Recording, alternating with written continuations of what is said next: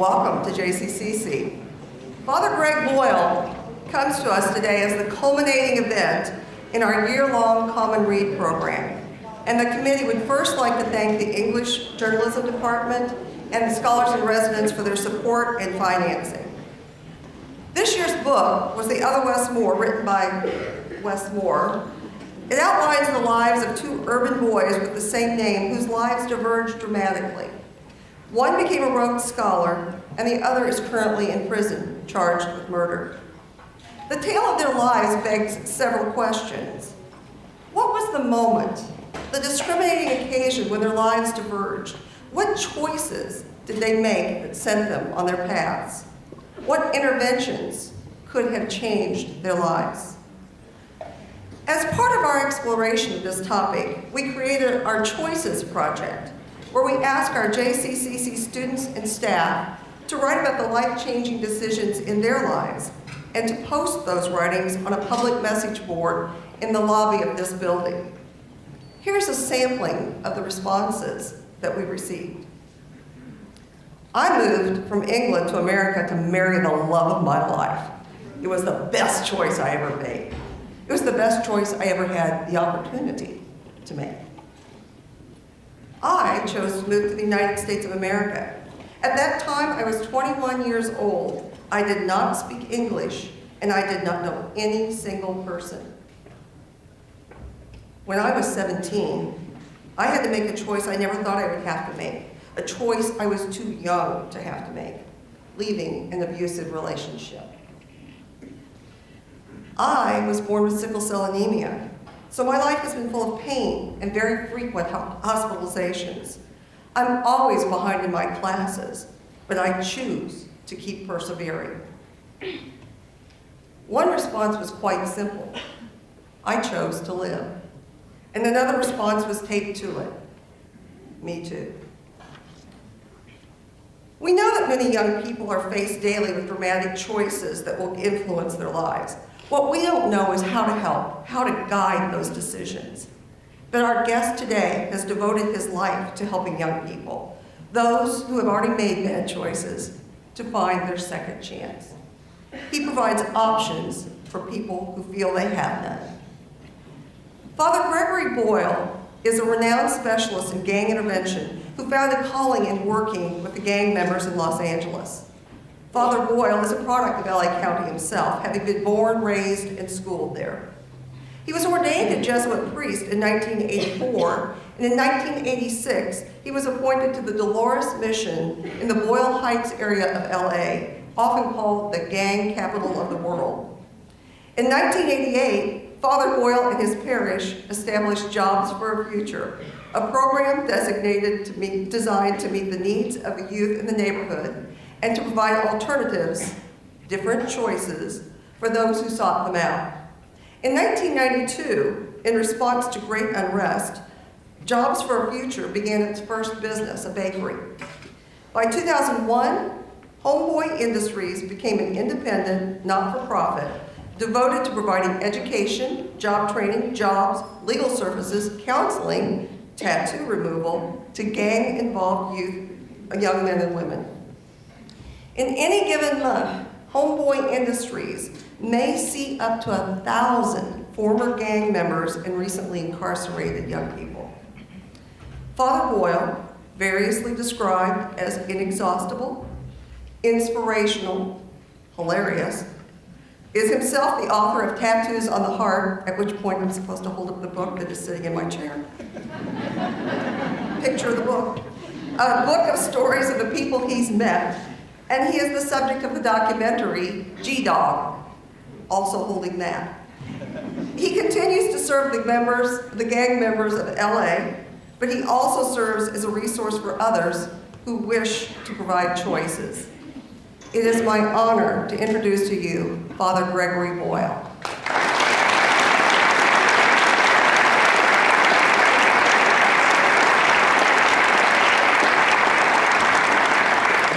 Thank you very much. It's good to be with you here. Good to be with friends, especially Martine and Jalinda. Shout out to you guys. There you are over there. and to USD 500 and the Wyandotte JDC, with whom you represent, and all the folks who are here. It's good to be with you. For 30 years, I worked with gang members as the privilege of my life, and I was just texting a homie named Lewis, who kind of runs the place while I'm not there. And, you know, he's a heroin addict, a gang member in prison, kind of a shot caller for his neighborhood, and now he runs Homeboy Industries. And he's become something of a public speaker in his own right, and so we were at dinner not long ago, and he was giving me tips on how to speak publicly. He said, you know, you have to pepper your talk with self-defecating humor.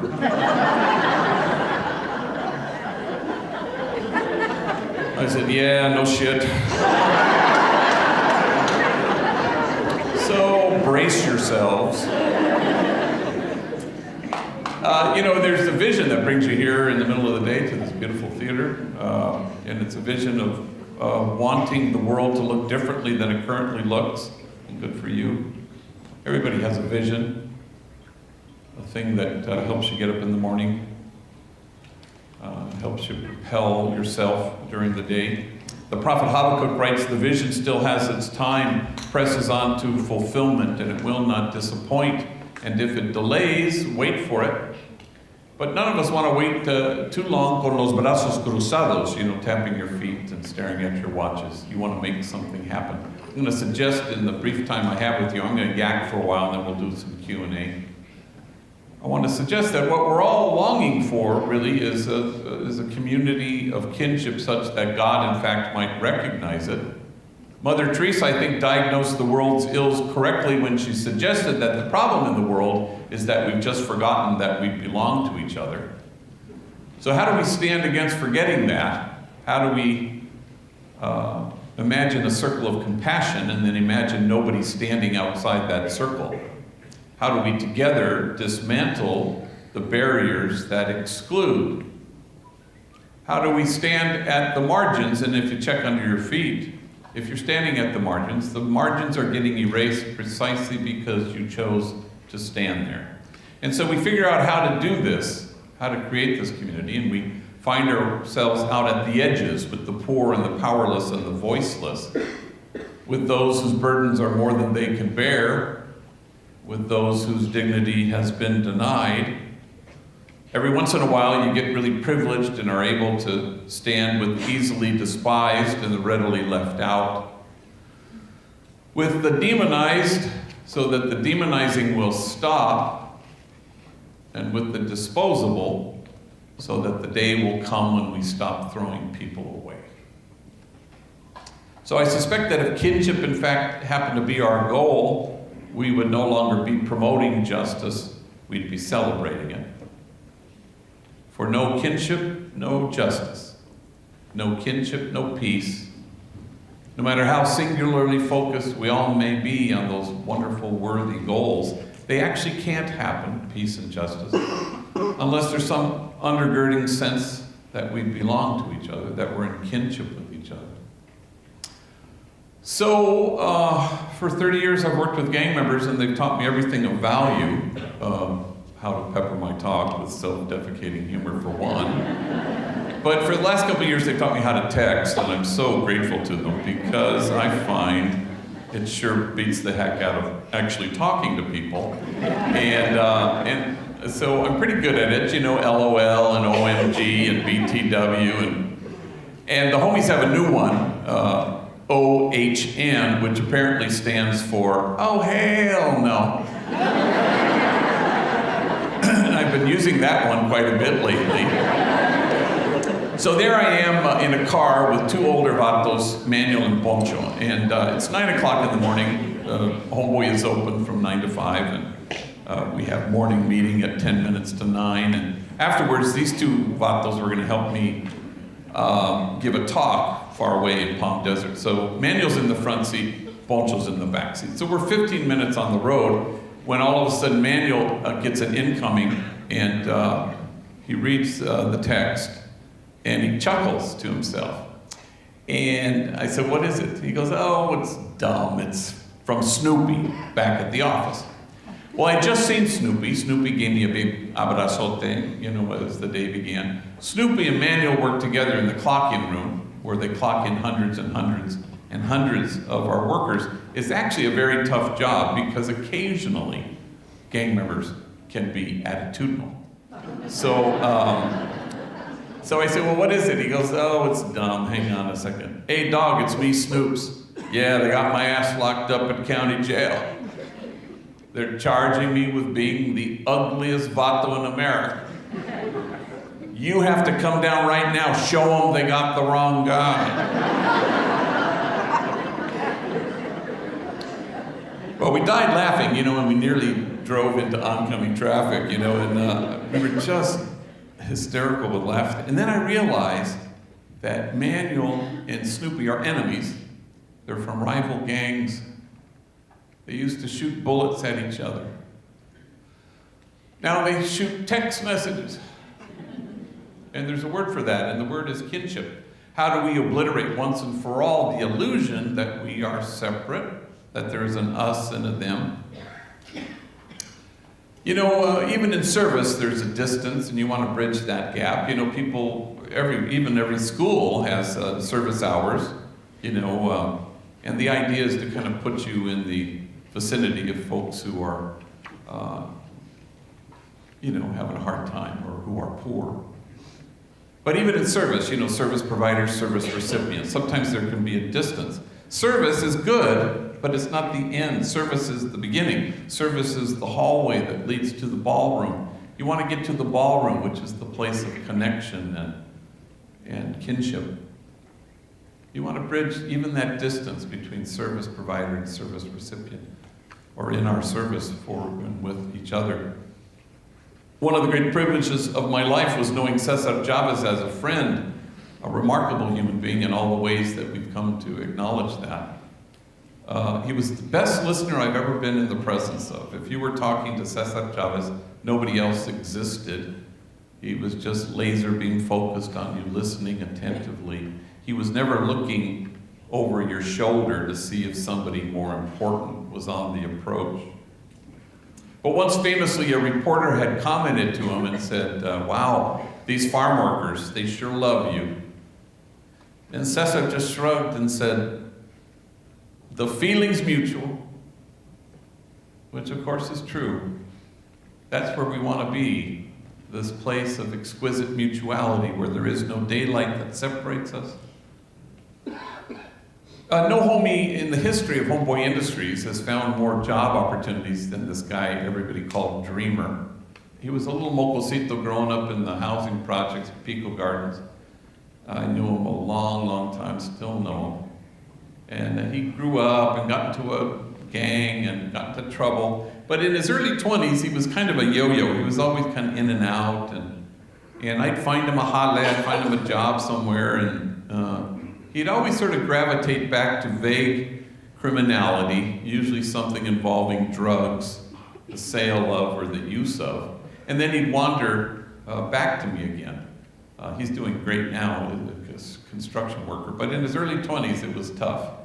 So this one time he'd finished a 4-month stretch probation violation, county jail.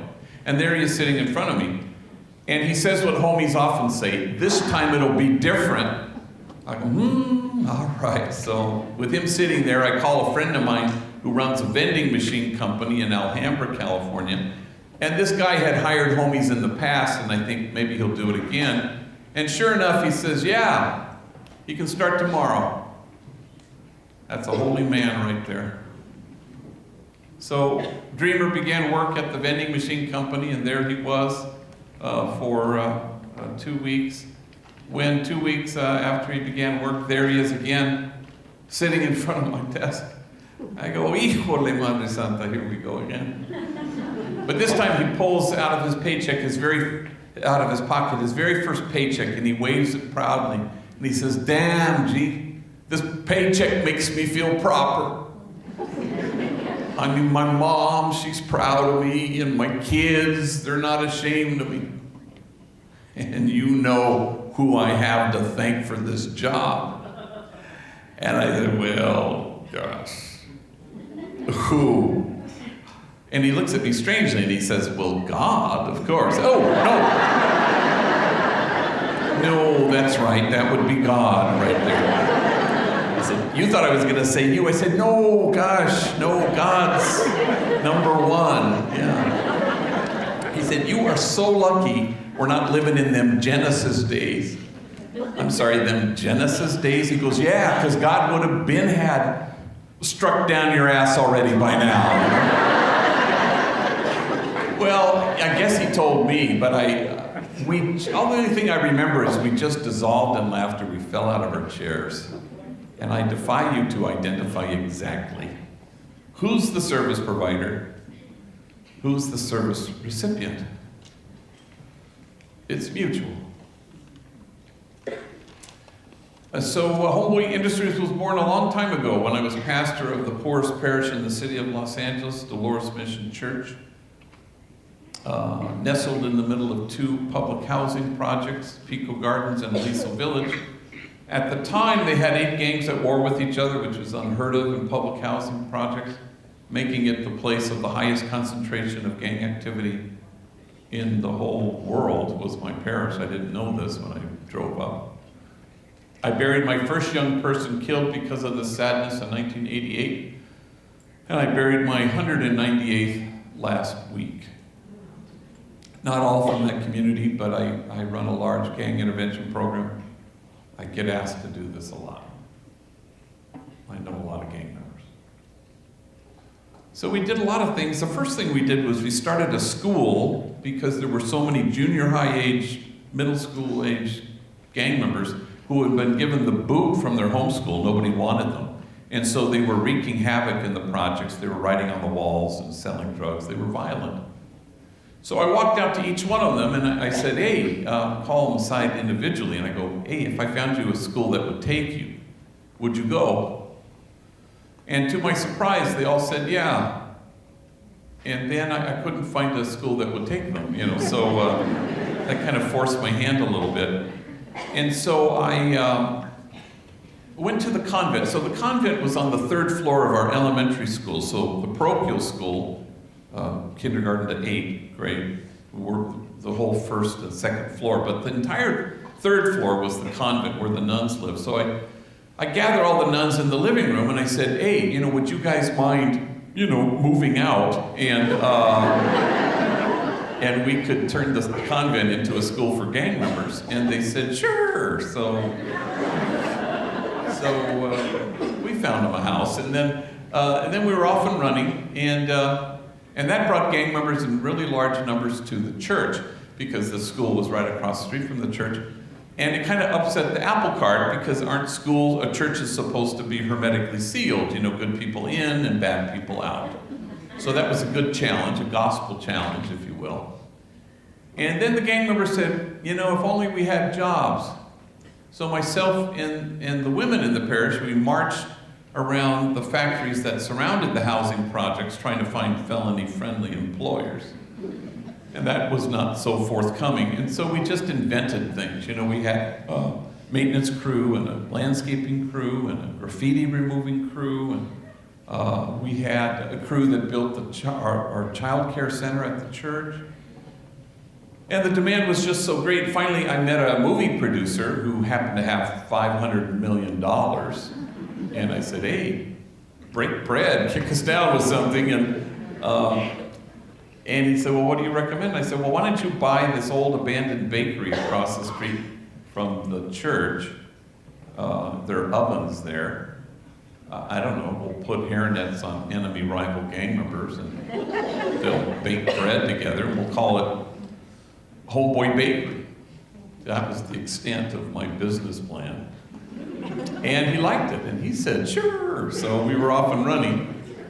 A month later, we started Homeboy Tortillas in the Grand Central Market in downtown LA. Once we had plural, we came up with the highfalutin Homeboy Industries, as if there was any industry involved in this. And not everything worked. I'll be the first to admit it. Homeboy Plumbing really was not hugely successful. Who knew people didn't want gang members in their homes? I did not see that coming. And nobody ever intends to do such a thing, but you evolve and you back yourself into the place where suddenly you're the largest gang intervention, rehab, and reentry program in the United States of America. Nobody ever, much less me, ever intended to do such a thing. So there are 100,000 gang members in LA County, 1,100 gangs, and 15,000 folks a year walk through our doors trying to reimagine the future. It is a healing place of hope, as a homie told me the other day. So I have a lot of classes, everything from anger management to parenting to grief and loss. You name it, we have it. Every Friday morning we have a baby and me, which is the homies and homegirls bring, so we have about 300 who work in our 18-month training program, which is sort of the centerpiece. But the ones who have toddlers bring their toddlers in on Friday morning at 9 o'clock. And it's it's wild, the class. You know, you have singing, dancing, watercolors, clay. Homies and homegirls are on the floor playing with their toddlers. We have our mental health team that helps them there. Even pediatricians from General Hospital show up. It's wild. And they have a huge multicolored kind of parachute that they put on the floor, and they put a kid in the middle, and everybody gets around and does that. You know, it can't be safe. But there was a homie just out of prison, and everybody called him Big Mike, huge guy.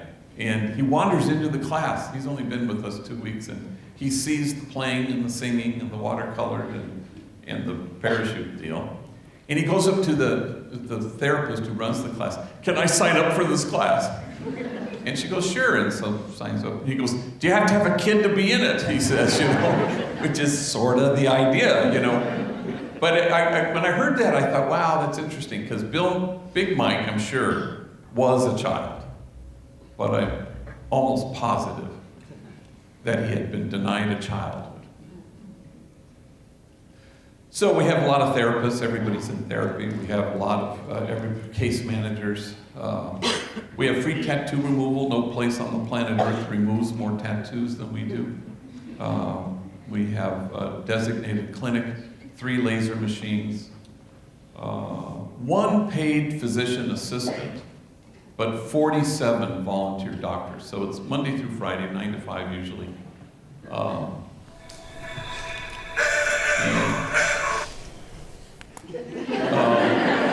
So if any of you are wanting to remove that JCCC, did I put too many C's in there? A tattoo, see me afterwards. And it was all started because of a guy named Frank, who I didn't know, and he was released from Corcoran State Prison. And 2 days out of prison, there he is in front of my office trying to get some hope. And tattooed on his forehead, filling the whole space like a damn billboard, and pardon my French, it said, "Fuck the world." And he looked at me and he said, "You know, I am having a hard time finding a job." I said, "Well, Frank, you know, maybe we could put our heads together on this one, you know."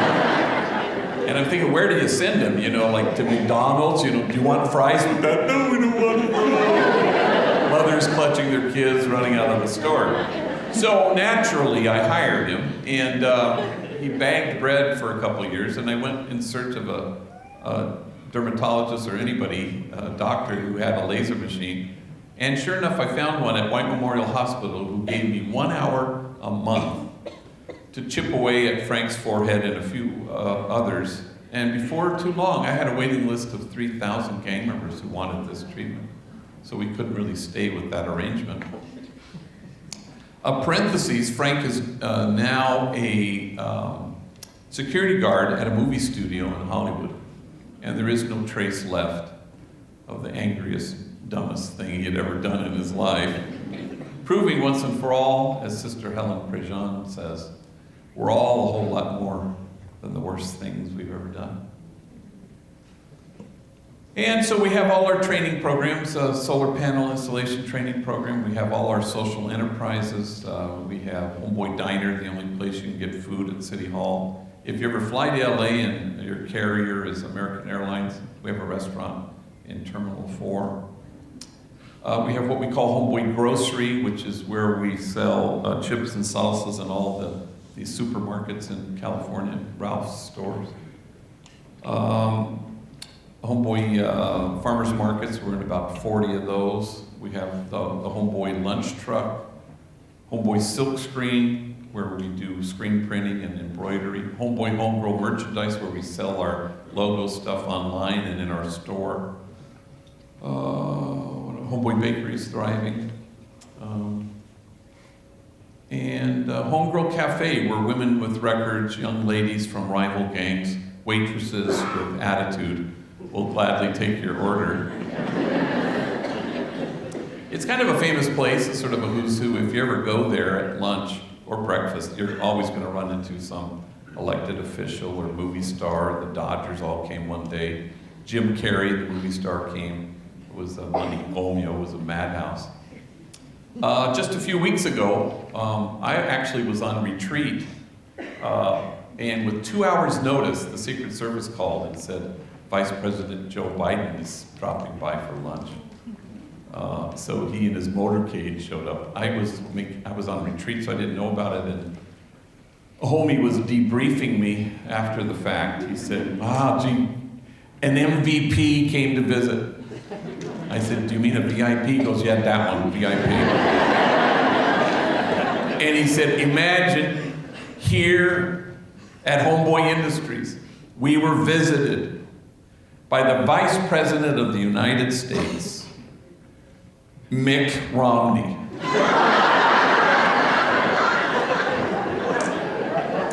Well, you know, it's funny because, I think he thought that because, of course, all white people look alike. And the other thing was, his logic was, if Barack Obama won, the number 2 guy gets the number 2 spot, you know? And so current affairs were not his strong suit. So my favorite part was Mick, not Mitt, Mick. Anyway, I digress. So once Diane Keaton showed up for lunch, she of Oscar-winning fame, Annie Hall, and all the Godfather movies, big movie star. So she shows up for lunch, and her waitress is Glinda. And Glinda's a homegirl, a big girl, tattooed, been to prison, gang member, felon, parolee. She does not have a clue who Diane Keaton is. So she's taking her order, and Diane Keaton says, what do you recommend? And Glinda rattles off the 3 platillos that she particularly likes, and Diane Keaton says, oh, I'll have that second one. That one sounds good. And it's at that moment, for some reason, something dawns on Glinda, and she looks at Diane Keaton. She says, wait a minute. I feel like I know you from somewhere. You know, like maybe we've met. And Diane Keaton decides to deflect it humbly. Oh, gosh, I don't know, I suppose I have one of those faces that people think they've seen before. And then Glinda goes, no, now I know. We were locked up together.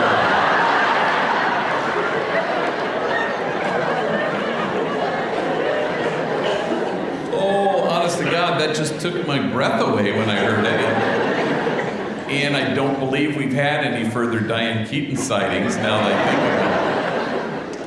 about it. But suddenly, kinship so quickly, Oscar-winning actress, attitudinal waitress, exactly what God had in mind, and if you'll permit me, I think we know what God has in mind. You know, Jesus says pretty clearly to the gathered that you may be one. I suppose he could have said more stuff about himself, but it's really about us. It's about our own kinship, about our own connection. All of us are called to be what Alice Miller, the late great child psychologist, called enlightened witnesses. People who, through your kindness and tenderness and focused, attentive love, return people to themselves. I don't believe you ever hold the bar up and ask people to measure up. You just hold the mirror up and tell people the truth, knowing that my truth is your truth, and your truth is a gang member's truth, and it all happens to be the same truth, and here's the truth, and I'm glad you're sitting down. You are exactly what God had in mind when God made you. And then you watch, especially folks on the margins, as they become that truth, as they inhabit that truth. And no bullet can pierce it. No 4 prison walls can keep it out. And death can't touch it because it's huge. But all of us at Homeboy Industries know how do you reach in and dismantle the messages of shame and disgrace that get in the way, that keep people from seeing their truth. The great scripture scholar, also late scripture scholar Marcus Borg, used to say that the principal suffering of the poor throughout history was shame and disgrace, and I think he's quite right. I mean, you can take a leisurely stroll through the Acts of the Apostles, and I suppose you could read it as a quaint snapshot of life in the earliest Christian community, or you can read it as the measure of health in any community at all, even here. Things will leap off the page. Things like, see how they love one another. That's a great measurement. There's nobody needy in this community. An excellent metric. But my favorite one of all is kind of an odd one, and it says just simply, and awe came upon everyone. It would seem that the measure of our health as a community may well reside in our ability to stand in awe at what people have to carry, rather than stand in judgment at how they carry it. So some years ago, I was invited to speak to 600 social workers in Richmond, Virginia. Sometimes I don't read the stuff very carefully. And so I was, what is this? That was probably a keynote. Maybe it's the beginning of the conference or at the end of the conference. And I read it. It turned out to be a gang in-service, 9 to 5. I was to be the only speaker at it. So I invite 2 homies real quick, a guy named Jose and a guy named Andre. And I sat him down and I said, look, we're flying to Richmond, Virginia. I'm going to ask you to get up in front of 600 social workers. I want you to tell your story. Take your time. Because we got a long-ass day to fill. So I'd never heard their stories, and Jose gets up, and he's 25 years old, and, like anybody, gang involved, been to prison, tattooed, felon. He began like everybody does at Homeboy in what we call the humble place in the janitorial crew. But he's worked his way up to become a valued member of our substance abuse team, a man solidly in his own recovery, but also a man who had had a long stretch of time as a homeless man and an even longer stretch as a heroin addict. And so he gets up to tell his story in sort of an offhanded way. He says, I guess you could say my mom and me, we didn't get along so good. I think I was 6 when my mom looked at me and said, why don't you just kill yourself? You're such a burden to me. Well, 600 social workers gasped. And he says, it sounds way worser in Spanish. And we laughed, and we needed a laugh. He said, I think I was 9 when my mom drove me down to the deepest part of Baja California, and she knocks on a door. It's an orphanage. And a man comes to the door, and she says, I found this kid. And she left me there for 90 days until my grandmother could get out of her where she had dumped me. And my grandmother came and rescued me. My mom beat me every single day of my elementary school years with things you could imagine and a lot of things you couldn't. Every day my back was bloodied and scarred. In fact, I had to wear 3 t-shirts to school every day. The first t-shirt, because the blood would seep through. Second t-shirt, you could still see it. Finally, the third t-shirt, you couldn't see any blood. Kids at school, they'd make fun of me. Hey, fool, it's 100 degrees.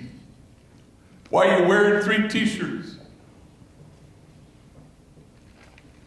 And then he stopped speaking, overwhelmed with emotion. And he seemed to be staring at a piece of his story that only he could see.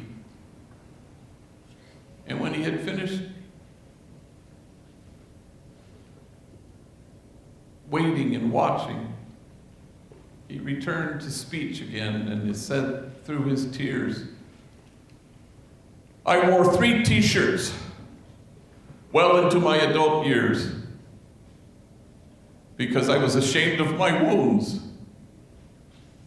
I didn't want anybody to see them.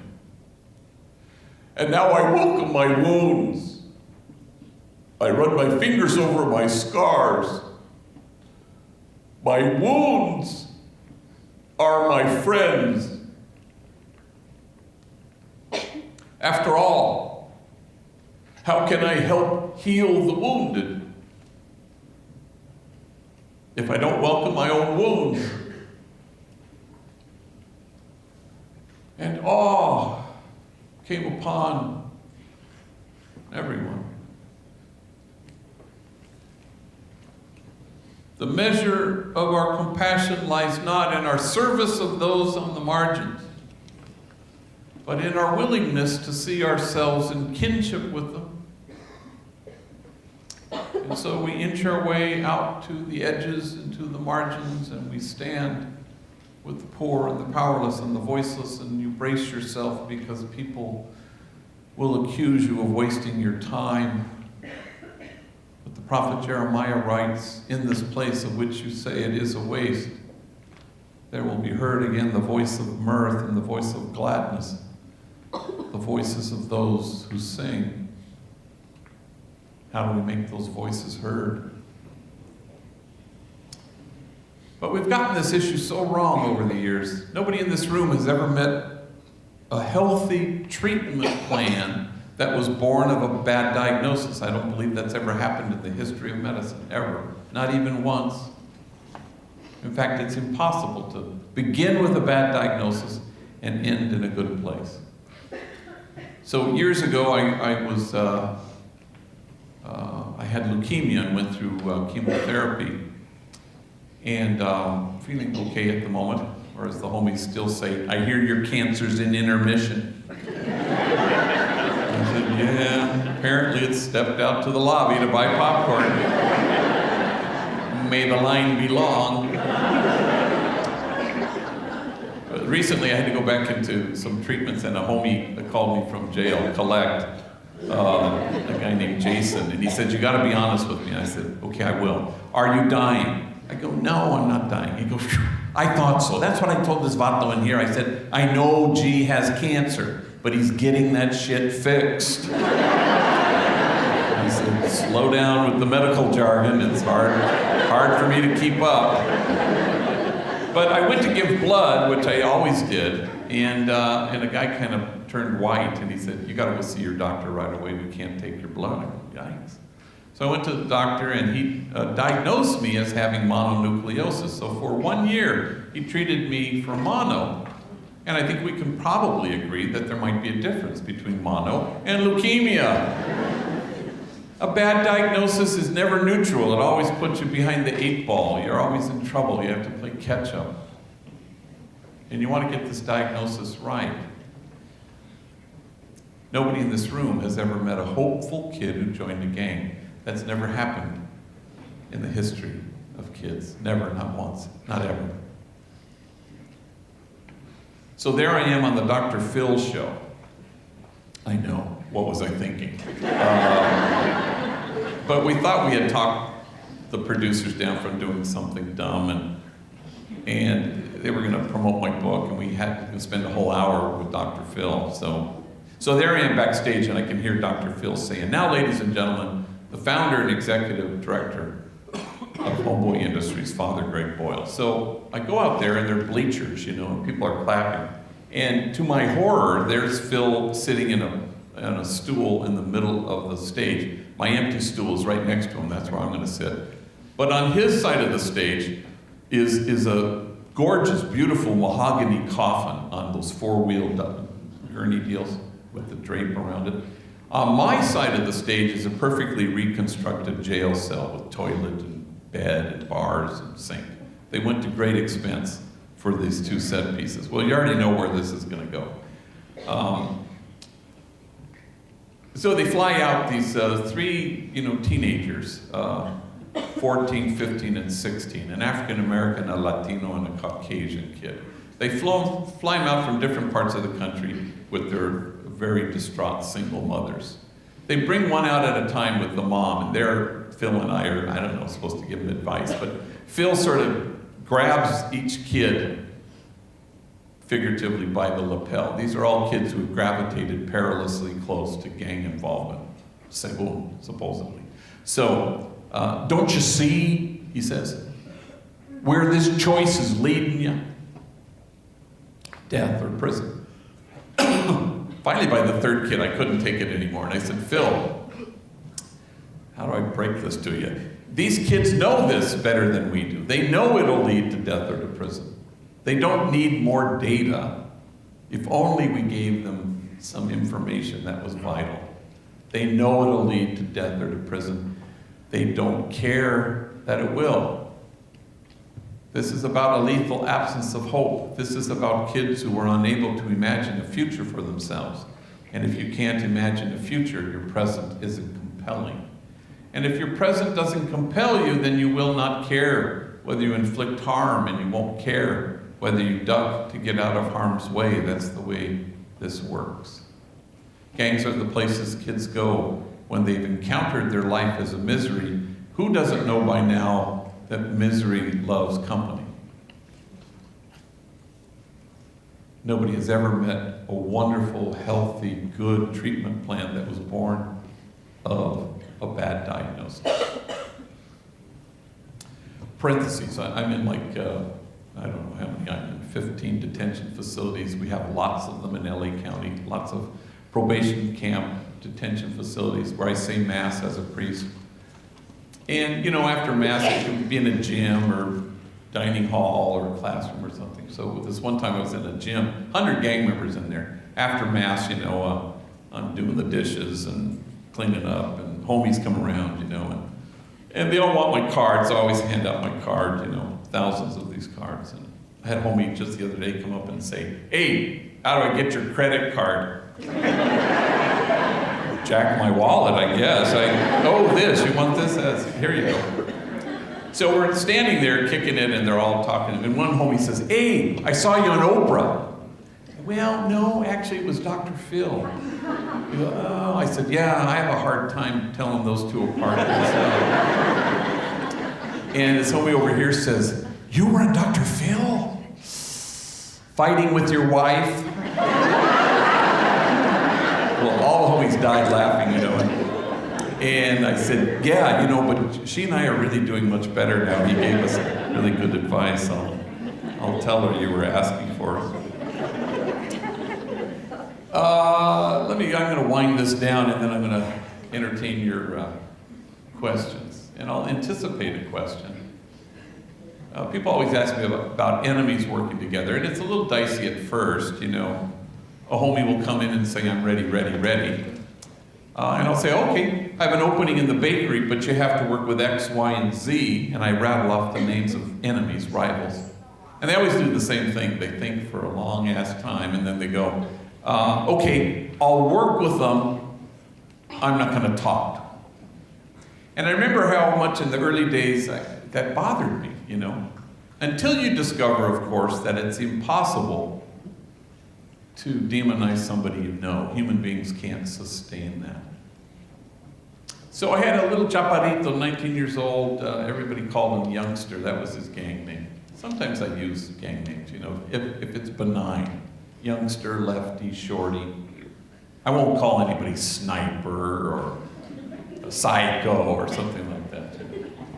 I had a big old guy tattooed right out of prison who was in my office the other day. He said, by the way, what do your homies call you? And he goes, Fluffy.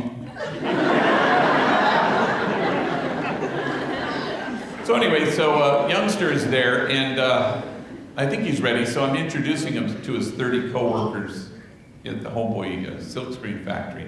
And I'm introducing him to his coworkers. And I'm watching this guy as he shakes hands with each one, firm handshake, looks them in the eye. there were a lot of enemies, a lot of rivals. And I thought, wow, this is great. Until he gets to this last kid, a kid everybody called Puppet. And Puppet seems to be wanting to avoid this encounter altogether. And when Puppet and Youngster are in each other's vicinity, they mumble something, they stare at their shoes, they don't shake hands. And, well, I know they're enemies because I know what gangs they're from, but he just finished shaking hands with a whole bunch of enemies. So I discovered later that this was a hatred that was really quite personal, beyond which neither of them thought they could really get past. So I sensed that much at the moment. I said, look, if you guys can't hang working together, will you let me know? Because I got a bunch of people who want this job. Calladitos, they don't say a word. So 6 months later, Puppet leaves his home and walks some distance to a corner store, some distance from his house. He buys something.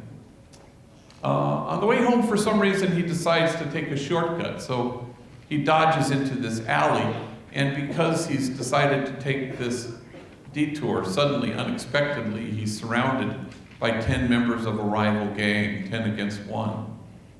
And these guys beat him badly. He falls to the ground, and while he's lying on the ground, they will not stop kicking his head until he's lifeless. Somebody finds his body and takes him to White Memorial Hospital, where he's declared effectively brain dead.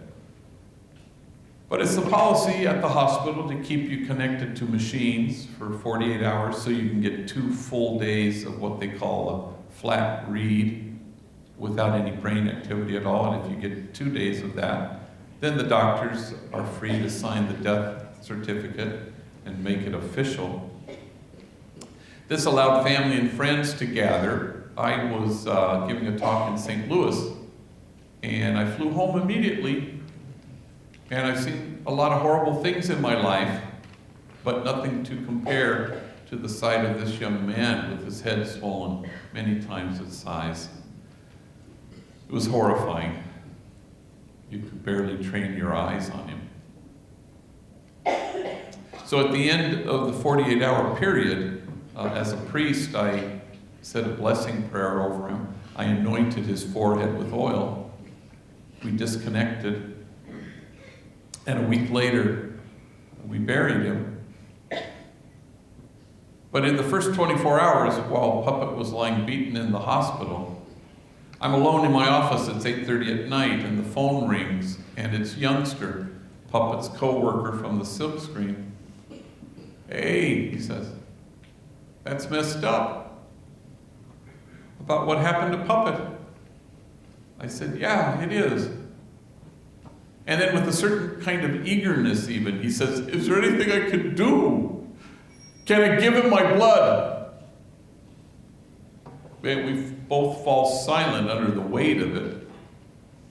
Until finally, he breaks the silence, choking back his tears, and he says with great deliberation,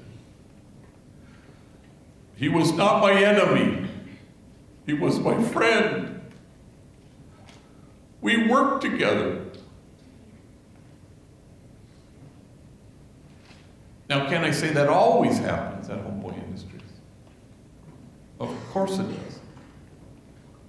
Any exceptions? No. I can't think of a single one. And it shouldn't surprise us that God's dream come true for us, that we be one, just happens to be our own deepest longing for ourselves. For it turns out it's mutual.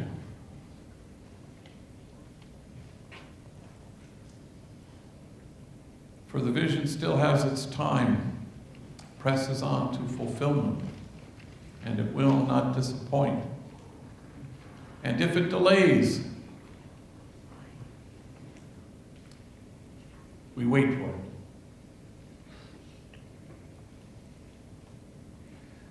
Thank you very much.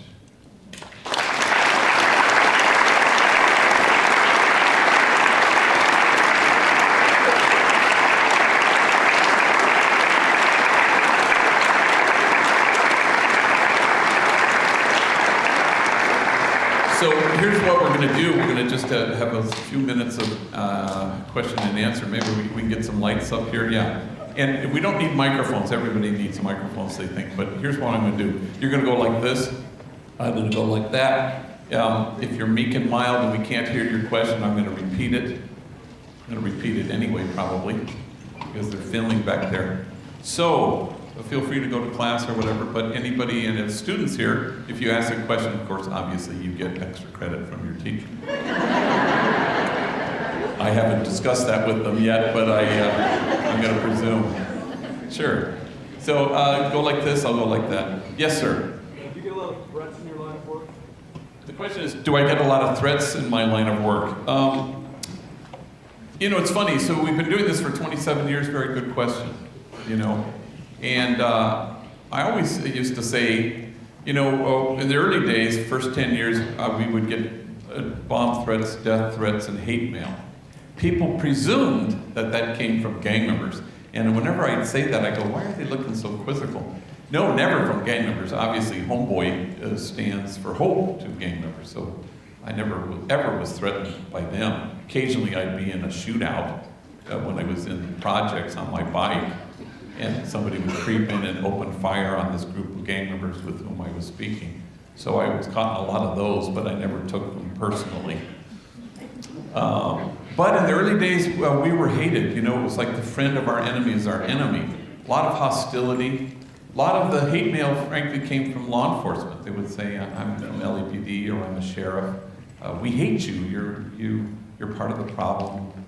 It was odd. You know, if the demonizing was whole and complete, then it was a short hop to demonize me for helping the gang members. So that was something that happened a lot. I dreaded going into my office where we had a voicemail, in those days a machine, listening to the messages because they would be quite awful. Once I had a homegirl named Lisa, tough cookie, 15 years old, grew up in the projects, gang member, and she was trying to be very professional, and she was answering the phone. She was about 10 feet from me, a desk just outside my office. And Homeboy Industries, how may I help you? Bring that bomb over here, motherfucker. Bring it over right now. That's correct, 1848 East 1st Street. I'm sorry, Lisa, what is that right now? Oh, it's some fool who wants to blow the place up. You know, how about God bless you and have a nice day? You know, she's giving the mad bomber MapQuest, you know. But it's interesting that was sort of the case back in the day. Great hostility. And now, people have rallied around Homeboy in a way that's pretty extraordinary. So people who are in la lucha, where's the Spanish class? You're way back there. Yeah, there you go. Yeah, the people in la lucha who are struggling for justice or peace or whatever it is, get impatient and they want results right away. But it's a long, hard slog, as they say. And after 25 years, Los Angeles has come around to a different place, you know, where they used to believe we're tough on crime, and now they go, who wants tough? Smart is way better than tough. And so things change if you hang in there. Little poco a poquito. I'm trying to smatter my talk with Spanish very little. Where's the Spanish teacher I met earlier? ¿Dónde estarás? There you are. Okay. I try to limit my palabrotas to a minimum. Any other question? Yes, sir, back there.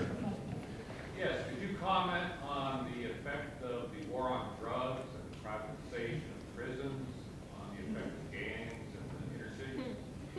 Okay, question about legalization of the war on drugs. Yeah, the war on drugs is a war on the hopeless, is a war on the traumatized, is a war on the demonized, and it's a bad diagnosis, you know. I was asked in a class earlier about legalization of marijuana and stuff. We drug test every day because we want homies and homegirls to deal with their own pain. We don't want them to numb themselves because we think that'll be better for them in their own kind of transformation. It's hard, though, for them that they start to excavate wounds and they want to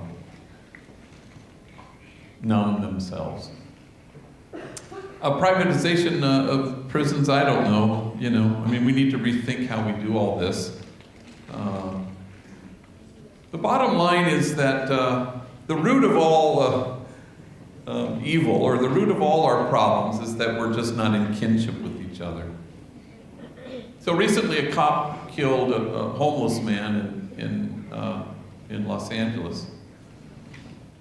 And sure enough, you know, the homeless man is mentally ill, and yeah, he grabbed for his gun. But if your baseline is, this guy doesn't belong to us, if your baseline is, he's one of the bad guys, he's the other, he's the demonized other, if that's your baseline, which kind of is, rather than look at this guy and say, no, this is my crazy Uncle Louie. Yeah, he's gonna try to grab my gun, and we're gonna keep him from doing that. But we're not gonna fill him with bullets because he's my crazy Uncle Louie. It's a whole different mindset. That's why I think kinship is the answer. No kinship, no peace. No kinship, no justice. And if we really work towards kinship, where we say, no, we belong to each other, it changes the whole equation. Then law enforcement becomes not warriors, but guardians. And suddenly, we're looking differently at stuff. Here are the 3 profiles of kids who join gangs. There aren't 8, there aren't 10, there are only 3. Only 3. First, there is the kid who joins the gang because he's stuck in a despair that's so bleak he can't imagine tomorrow. The second profile of the kid who joins gang is the traumatized, damaged kid, and he can't see his way clear to transform his pain, so he keeps transmitting it. And the third profile of the kid who joins the gang is a mentally ill kid. So it's a combo burger of those 3. If we knew that every of the 15,000 who come through our doors, they have the same profile, obviously: despondent, damaged, traumatized, mentally ill. And it's on a continuum of severity. Some are really mentally ill, and some are less so, and some are really traumatized, and some are more despondent. If we knew it was about despair, trauma, and mental health, what would we do? We would respond the only way we could, with compassion. You have no choice. They're not the other. They're not the demonized other. They're not the bad guy. They're human beings who've had to carry what I have never had to carry, ever. And what would you do? You would infuse hope to a kid for whom hope is foreign. You would help heal the traumatized. And you would deliver mental health services in a timely and culturally appropriate way. That's what you would do.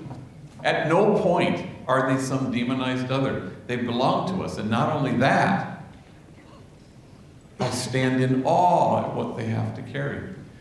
There's a guy named Jermaine who the other day was telling me that when he was a kid, his mom came into his bedroom and she had her wrists like this, slit. Blood was pouring out of them. And she said only to him, "See what you made me do." He was 10 years old. The next day, he was taken from her care.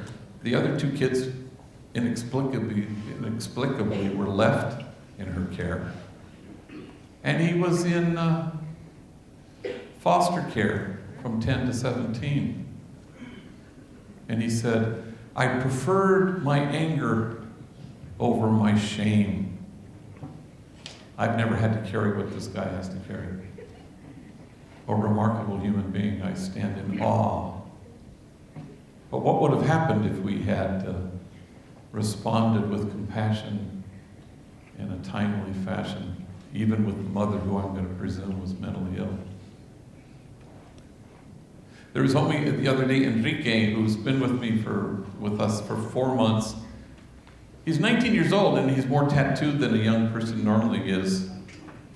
And foster care, juvenile hall, gang member, jail. And he's a harder nut, because he's 1 foot in, 1 foot out. It's hard for him to gain resilience and to re-identify who he is in the world.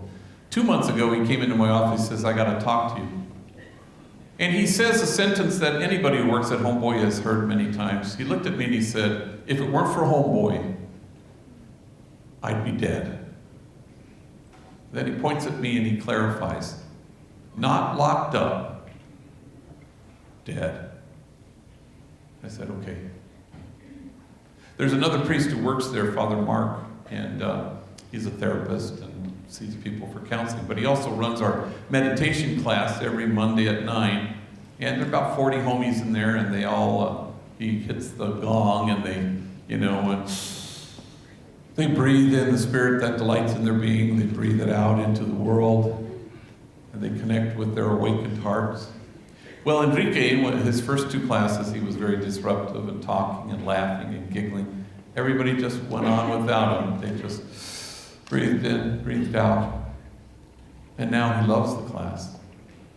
In fact, just last Friday, Mark was telling me, Enrique went up to me and said, are we having meditation class on Monday? And he said, yeah, 9 o'clock. In fact, I see you leading it. And Enrique looked all distressed and he said, leaving it? And here, I thought that was really telling. Here's a kid who's only familiar with being asked to leave a group and not used to at all being asked to lead one. We have time for a couple more. We're going to stop at 12:15. Yes, ma'am, back there in the bleachers. Yes. I really connect with what you're saying. I really have a longing to be one with those around me that is worth more than this time. But what if I'm really afraid of the wall just being danger of, bullets flying past? Yeah. What would you recommend? Yeah, so somebody who wants to connect but is afraid of flying bullets. Well, avoid the bullets if you can, Call me old-fashioned, but I think you should avoid those. A lot of times we disqualify ourselves. We think, oh, well, I'm not tattooed, I'm not a gang member, I've never been to prison. How could I connect with them? And that comes because we think that it's something we do. It's something we give. I was in Houston recently, and a veterano, a guy who'd been to prison, tattooed, and very earnest, a hardcore gang intervention worker out on the streets. And he says, how do you reach them? And I said, well, for starters, stop trying to reach them. The only question worth asking, it seems to me, is this. Can you be reached by them? What is the task? The task is not for you to talk to anybody. The task is to listen, receive people. They'll only know that they're valuable because you chose to value them. I think that's the way it works. Then you delight in their being. I had a PBS reporter ask me, how's it feel to have saved thousands and thousands of lives? I said, I don't mean to be coy or cute, but I don't know what you're talking about. All I know is my life is saved every day I show up, every single day. Every single day I get a text from a homie, I think, wow, the day won't ever come when I'm more noble or have more courage or I'm closer to God than this guy. And you want to see people. The Buddhist monk Thich Nhat Hanh has a poem on anger, and he says, there's a line in there, keep your loneliness warm, which is a way of saying that if you can kind of keep close to your own sense of vulnerability and woundedness, if you don't welcome your own woundedness, you will despise it in others. So how do you receive people? I'll just close with this. Homies are always asking me for blessings. I haven't had that happen in a long time. I mean, not in the early days, but in the last 5 years. It can be in the parking lot, and in my office, in the reception area in front of the building. Homies never say, Father, may I have your blessing, please? They always say, hey, G, give me a bless. Yeah. Always the same. And so there I am in my office, and I see this guy who's about to come in. His name is Eric. And Eric is 19 years old, works at Homeboy. The work is too strong a verb to be using for Eric. And he's kind of famous because he's a famous berrinche, all right, Spanish class. Pediche means he's always asking for feria, he's always asking for money, always. And they're going to shut off my lights, and I just need $100 more. And he's quejándose, he's always complaining about his supervisor. My supervisor came at me sideways, and my case manager isn't helping me for nothing, you know. So he's a pediche, and he's always quejándose. So I brace myself. Eric is about to come into my office, so he sits down and he doesn't disappoint, because he's a pediche and he's asking me for feria and he's complaining. But I have a special place in my heart for him because he's an orphan. He raised himself. Kids aren't supposed to be good at that. And so he goes on and on and on. At the end of it, he says, "Hey, G, give me a bless, yeah?" I said, "Okay." So he knows the drill. He comes over on my side of the desk and he devoutly bows his head, and I put my hands on his shoulder. And I remember something. I remember that yesterday was his birthday, and I thought, wow, how great that I would remember that. And I'd say, "Eric, I'm a rich man because you're in my life. I'm so proud to call you my son. Even though," and I don't know why I added this last part, "even though at times you can be a huge pain in the ass." And he looked at me and he smiled and he said, "The feeling's mutual." And I wouldn't trade my life for anyone's. And you make progress in the good, and you discover your own brokenness, and you want to meet people where they are, and you want to love them just as we are all loved, without measure and without regret. And the world will accuse you of wasting your time. But in this place of which you say it is a waste, there will be heard again the voice of mirth and the voice of gladness, the voices of those who sing. So we go from this theater this morning hoping to make those voices heard. Thank you all very much.